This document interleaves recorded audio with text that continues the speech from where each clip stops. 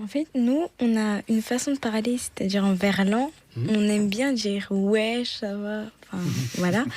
Et je voulais vous demander, qu'est-ce que vous pensez de notre langage? Alors, tu sais, la créativité en matière de langage, c'est toujours bien. Il y a toujours eu du verlan d'ailleurs. Même au 19e siècle, on utilisait le verlan et parfois ça donne des jolies choses. Donc, c'est bien de jouer avec la langue.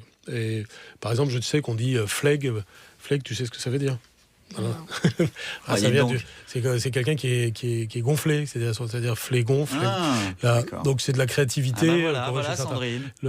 Donc ça on peut jouer avec la langue, mais il faut pas oublier la langue de base en quelque sorte. Et il faut savoir faire la distinction entre les niveaux de langage.